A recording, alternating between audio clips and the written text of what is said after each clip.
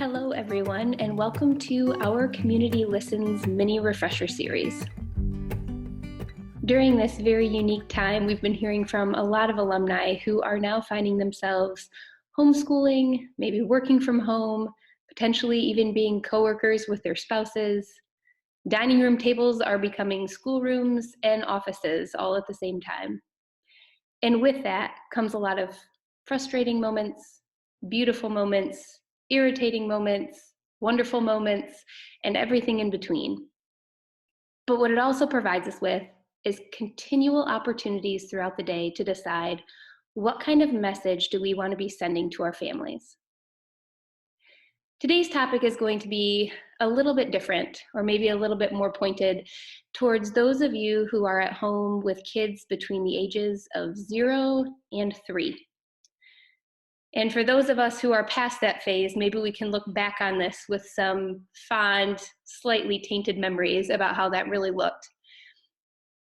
So for those of you who are finding yourself in that situation right now, I want to talk about maybe some realities that you might be experiencing.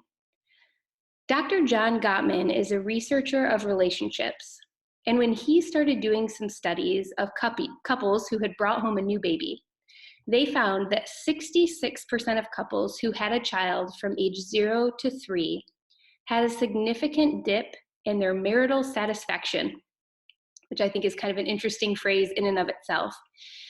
They found that couples during those first 3 years experienced a lot of discontent, more arguments, more irritations, just because of all the changes that were happening. And then you hear some of the recommendations on there right now for what you should do in those first 3 years to make sure that that doesn't happen, right? You should make sure that you and your spouse make time to go out for dinner together, which we can't do right now. They talk about how important it is to have alone time, that it's even worth maybe bartering with friends and family to do babysitting, which we also can't do right now. Now, I will say that if you are finding that you are at home with a baby that you know that you love and a spouse or a partner that you are super committed to and normally really love spending time with, but instead you're finding that you're irritated or discontent or feeling like you're alone even though you're together all the time, hopefully it will bring you some hope and comfort to know that you are not alone. That is actually a very normal part about going through those first 3 years when you first bring a baby home. There are a lot of challenges and shifts in dynamics that are taking place during that time. However, just because we acknowledge that it's tough doesn't mean that you're completely helpless in how you work through that situation. One of the other things that's really great is that research has also shown that there are some easy day-to-day things that you can do to continue building and maintaining that relationship that you have with your spouse and your partner. One of those is, are you able to empathize and listen while reserving judgment? Now, that's a lot of words, all in a couple of sentences.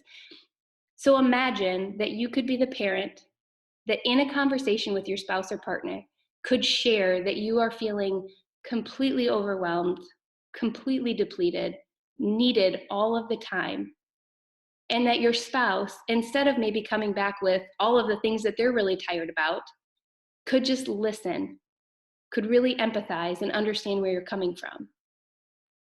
And then within maybe that same conversation, when they start sharing the fact that they feel disconnected and maybe neglected a little bit or kind of pushed to the side or not a part of everything, that maybe you could still create space in your heart and in your head to empathize with them in that moment.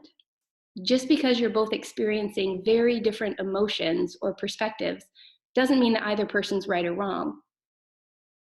A lot of times, listening is what builds the connection. That's what builds the trust and rapport that is so critical in all of these relationships. The other thing is delivering personal recognition messages. This means, when is the last time that you have looked for something that your partner or spouse has done that you've appreciated and then actually verbalized them to let them know that?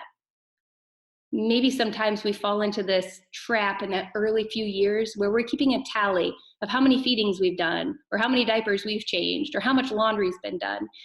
And when we do that, we create this kind of negative override in our brain where that's what we're looking for, right? Because we're trying to build our case for why we should be more tired than the other person. But instead, when we take the time to start actively looking for the things that our partner or spouse does that we appreciate and then share that, that goes a long way in creating a really positive environment. And when we do that over and over and over again, first of all, we start actively looking for that. But also, it means that when we do need to have a difficult conversation, we're starting off in a much better footing. So for those of you who are at home right now with a child between the ages of 0 and 3, and you are there with your partner or your spouse just trying to get by, I would encourage you to take some time to just sit and have a discussion, whether it be about the emotions and things that you are feeling right now, your perspectives on what it means to be a parent at home in quarantine, or whether it's to have one room in the house where you can talk about anything other than the quarantine or having a child between the ages of 0 and 3. But use that time to practice listening. Practice trying to reserve judgment and just sit there and try to understand your spouse's perspective. And I would challenge you that before the day is out, to try to find some behavior that your spouse or your partner does that you are really appreciating and valuing, and take a few minutes to share that with them. Hopefully, soon enough, you'll be bartering for babysitting and getting back out for another date night. Thank you for listening to this session of Our Community Listens mini-series.